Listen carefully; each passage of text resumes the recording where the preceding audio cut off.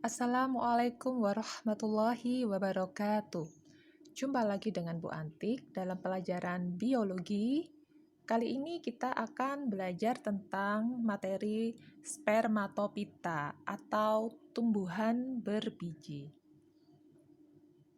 Nah, jadi tumbuhan berbiji atau spermatopita ini berasal dari bahasa Yunani, yaitu sperma, biji, dan piton adalah tumbuhan ya. Jadi tumbuhan berbiji meliputi semua tumbuhan berpembuluh yang bereproduksi secara generatif dengan membentuk biji.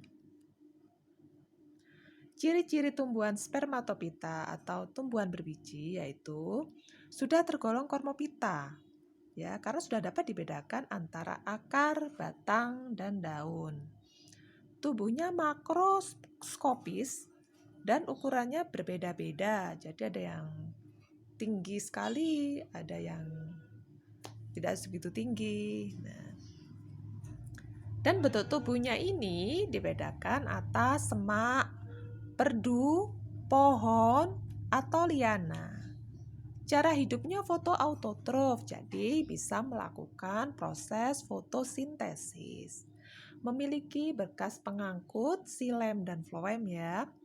Kemudian struktur tubuh tumbuhan spermatopita ini sudah memiliki akar, batang, dan daun.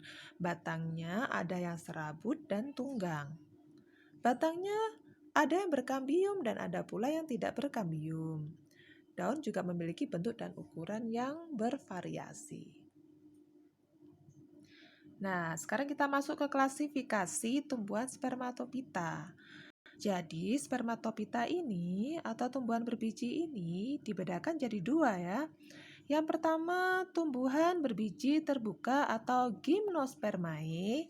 Dan yang kedua, tumbuhan berbiji tertutup atau angiospermae. Nah, gimnospermae ini masih dibedakan lagi menjadi 4 kelas, yaitu Cicadinae, Gnetinae, Coniferae, dan Ginkgoinae.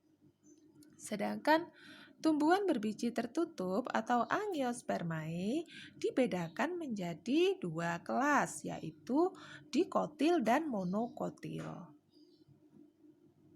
Untuk yang pertama kita bahas dulu yaitu gimnospermae atau tumbuhan berbiji terbuka.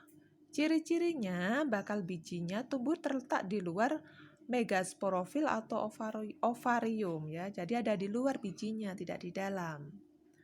Nah, gimnospermae berumah dua hanya memiliki satu strobilus saja, bisa jantan ataupun betina. Sedangkan gimnospermae yang berumah satu memiliki kedua jenis strobilus ini, jadi punya jantan dan mempunyai strobilus yang betina.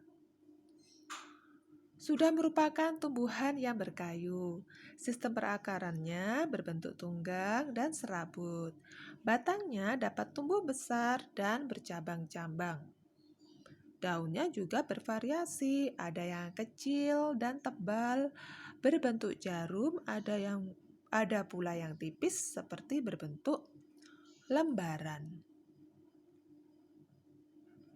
Sekarang untuk siklus hidup gimnospermae.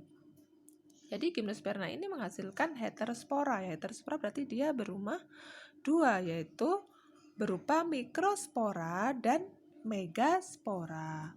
Mikrospora ini berkembang menjadi gametofit jantan atau mikrogametofit sebutannya.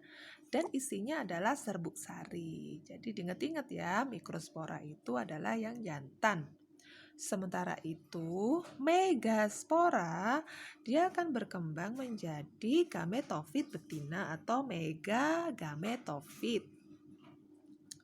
Nah, pada bakal biji ini, megaspora ya, terdapat struktur liang biji atau mikrofil. Nah, dan kantong serbuk sari atau pollen chamber yang mengganti fungsi bunga sebagai organ reproduksi betina.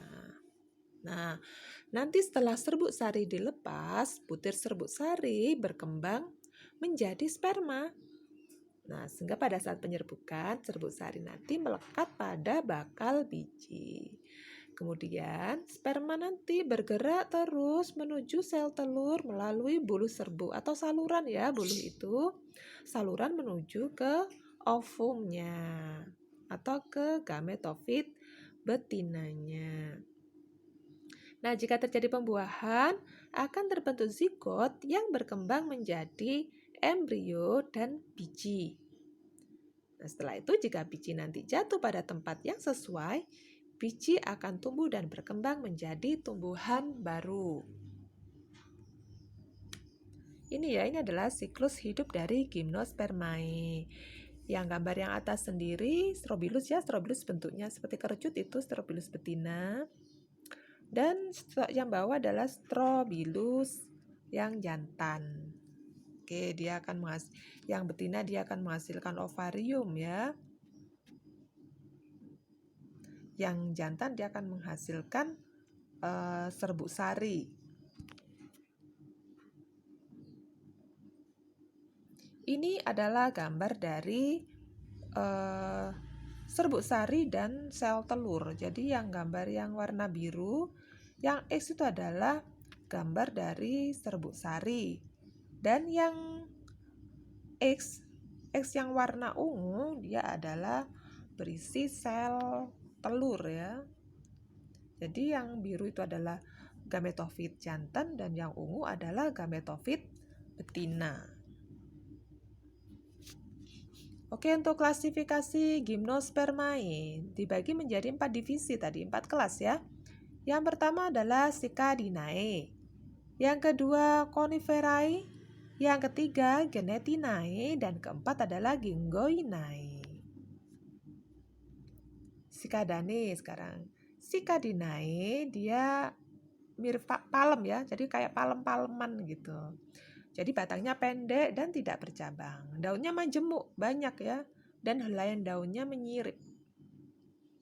Daun-daunnya tersusun spiral di sekeliling batangnya. Daun mudanya menggulung seperti pada tumbuhan paku. Terdapat akar tunggang yang berumbi dan pada batang dekat pangkal akar tumbuh tunas. Nah, termasuk tumbuhan berumah dua, mikrospora dan makrospora. Jadi dihasilkan oleh tumbuhan yang berbeda. Satu tumbuhan bisa menghasilkan mikrospora atau bisa dia menghasilkan makrospora saja. Contohnya adalah sikas rumpi atau pakis haji. Ini adalah contoh gambarnya. Palem-paleman ya, ini pakis haji tergolong dari palem-paleman. Kita lanjut ke Coniferae. Dikenal sebagai kelompok tumbuhan konifer. Pohonnya tinggi-tinggi ya, konifer itu. Daun konifer bentuknya kecil, tebal seperti jarum ya, atau sisik dan tampak selalu berwarna hijau. Pada umumnya berumah satu. Biasanya korpus jantan dan betina terletak pada cabang yang berbeda, tapi tetap dalam satu pohon. Contohnya adalah Pinus mercusi atau pohon pinus dan Agathis damara atau pohon damar. Ini gambar dari pohon pinus, pohon damar. Yang sebenarnya sendiri adalah contoh daun pohon damar ya. Nah, ini adalah gametofit dari pohon pinus ya, yang atas sendiri adalah Strobilus betina dan yang bawah adalah Strobilus jantan. Kita masuk ke Genetinae. Jadi merupakan bentuk pohon liana dengan batang bercabang atau tidak bercabang, ya. Nah, memiliki daun tunggal berbentuk lembaran dengan susunan daun berhadapan dan tulang daunnya bentuknya menyirip. Strobilusnya tidak berbentuk kerucut. Merupakan tumbuhan berumah dua. Contohnya adalah Genetum genemon atau melinju. Ini ya. Ini adalah pohon melinjo dan juga bijinya. Jadi yang itu adalah biji dari pohon melinjo. Strobilus jantan dan Strobilus betina. Yang besar yang merah-merah itu Strobilus jantannya. Terus yang warna hijau yang runcing-runcing itu adalah Strobilus. Kebalik ya. Yang betina itu yang merah-merah itu betina. Nah, yang runcing-runcing warna hijau itu adalah yang Strobilus jantan. Kita ke Ginkgoinae. Tumbuhan berbentuk pohon dengan tinggi mencapai 30-50 meter. Batangnya bercabang-cabang dengan tunas yang pendek. Daunnya berbentuk kipas dengan tangkai yang panjang, tulang daunnya bercabang atau menggarpu, dan daunnya mudah gugur. Merupakan tumbuhan berumah dua. Tumbuhan tersebut dapat bertahan hidup pada lingkungan dengan tingkat polusi udara yang tinggi. Contohnya adalah Ginkgo biloba. Ini adalah gambar dari Ginkgo biloba ya, biasanya sering dipakai sebagai obat-obatan. Kita ke manfaat Gymnospermae ya. Manfaat Gymnospermae jadi sebagai bahan industri kertas, contohnya adalah pinus, kayu pinus ya. Untuk obat-obatan contohnya tadi adalah Ginkgo biloba. Untuk kosmetik contohnya adalah Ginkgo biloba sama ya, sebagai obat anti penuaan. Bahan makanan seperti melinjo tadi, Cnetum genemon. Tanaman hias, sikas rumpi atau pakis haji ya, atau palem-paleman tadi. Kemudian bahan industri terpentin, contohnya adalah pinus. Dan bahan kayu bangunan contohnya dari agatis ya.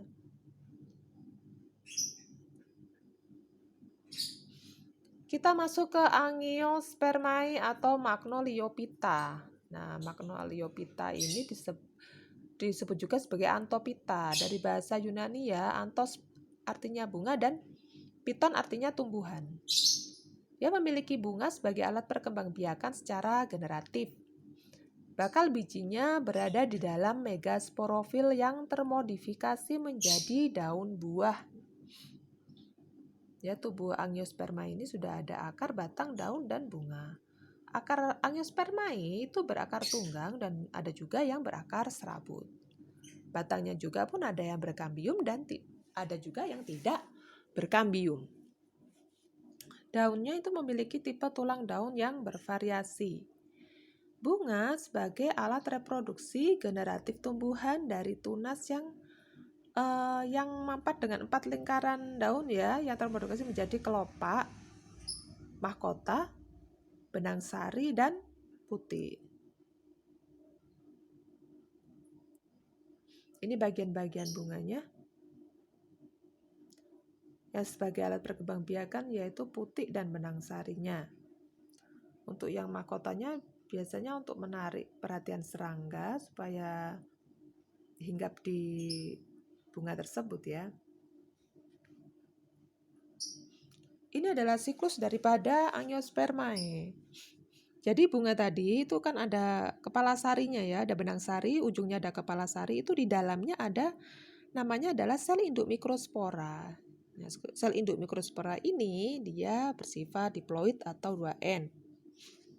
Nah, setelah dia mengalami pembelahan secara meiosis, dia akan menghasilkan mikrospora tapi yang haploid atau yang N. Nah, mikrospora yang haploid tadi dia juga akan mengalami pembelahan mitosis lagi, menghasilkan gametofit jantan berupa butir serbuk sari. Jadi sifatnya sudah haploid. Demikian pada bakal biji ya. Nah, pada bakal biji atau terdapat sel induk megaspora sama ya, juga ada sel induknya. Sifatnya masih diploid. Nah, sel induk megaspora ini juga akan membelah secara meiosis sehingga menghasilkan 4 sel megaspora yang sudah haploid atau N. Namun hanya 1 sel saja yang hidup, sedangkan 3 lainnya mengalami degenerasi atau mati. Nah, megaspora ini nanti ya, yang betina ini yang hidup ya, satu yang hidup ini akan membentuk gametofit betina ya. Jadi terdiri dari sel kantung lembaga atau sel kantong embrio. Nah, ini juga akan mengalami pembelahan secara karyokinesis. Jadi pembelahan secara berulang-ulang atau berturut-turut ya. Nah, sehingga nanti akan menghasilkan 8 inti atau nukleus. Nah, nanti akan menghasilkan ovum, terus ada sinergit, antipoda, dan 2 inti polar atau disebut juga sebagai 2 inti polar ini tadi disebut sebagai inti kandung lembaga sekunder atau bersifat 2N. Nah, serbuk sari tadi ya, serbuk sari tadi yang bersifat haploid tadi nanti juga akan berkecambah membentuk saluran atau membentuk buluh atau tabung ya. Dan juga sama, juga mengalami karyokinesis ya, pembelahan secara berulang-ulang sehingga akan dihasilkan 2 inti, yaitu 1 inti vegetatif dan 1 inti generatif. Inti generatif ini juga akan membelah lagi secara karyokinesis sehingga menghasilkan 2 inti. Jadi inti generatif tadi menghasilkan 2 inti. 1 inti sperma, yang satu adalah inti sperma 1, dan yang kedua adalah 1 inti sperma 2. Nah, setelah terjadi penyerbukan maka akan terjadi itu ya, peleburan ya. Nah, inti sperma 1 ini akan membuahi ovum, sedangkan yang inti sperma 2 akan membuahi inti kandung lembaga sekunder dan menghasilkan endosperma. Makanya pembuahan ini disebut sebagai pembuahan ganda karena membuahi 2 kali. Yang pertama spermanya membuahi ovum membentuk zigot, yang kedua dia membuahi inti kandung lembaga sekunder membentuk endosperma yang digunakan sebagai cadangan makanan untuk zigot tadi. Nah, itu ya. Itu adalah siklus dari angiospermae. Setelah zigot akan tumbuh menjadi embrio, nanti kan endosperma berfungsi sebagai cadangan makanan. Nah, struktur yang meliputi embrio, endosperma, dan sabut biji nanti disebut biji. Nah, bakal biji tadi nantinya akan menjadi biji. Lah, ovariumnya akan berkembang menjadi buah yang akan melindungi biji dan membantu untuk penyebarannya ya. Nah, jika jatuh pada tempat yang cocok, dia akan menjadi tumbuhan yang baru. Klasifikasi angiospermae dibagi menjadi 2 kelas. Dikotil atau tumbuhan berkeping biji berkeping 2 dan monokotil atau liliopsida berbiji berkeping 1. Nah, yang dikotil ini adalah keping bijinya berbelah 2 ya. Di artinya 2, jadi dikotil berkeping 2. Berpembuluh angkut ya. Terdapat xilem dan floem dan terdapat kambium. Nah, batang dan akar memiliki kambium sehingga terjadi pertumbuhan sekunder dan dapat tumbuh membesar. Batangnya ciri khasnya itu bercabang-cabang dengan ruas batangnya tidak jelas. Berakar tunggang, berdaun tunggal atau majemuk dengan tulang daunnya bervariasi ya. Nah, bagian bunganya ada kelopak bunga, mahkota, benang sari. Benang sarinya mahkotanya berjumlah kelipatan 4, 5 dan kelipatannya. Ini adalah contoh famili dalam satu ordo. Contohnya ordo Casuarinalis ya. Ini familinya Casuarina contohnya. Ordo Copales, ada Malvales, Myrtales, Fobales. Nah, ini adalah contoh-contoh dari golongan dikotil.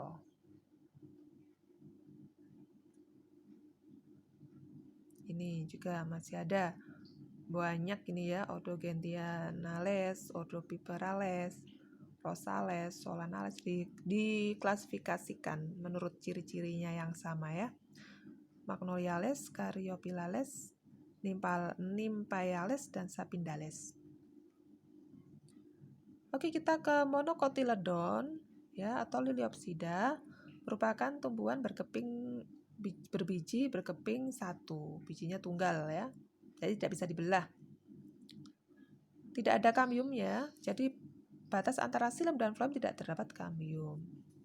sehingga pertumbuhannya tidak terjadi pertumbuhan sekunder dan tidak tumbuh membesar, ya, cuma meninggi saja tapi tidak membesar.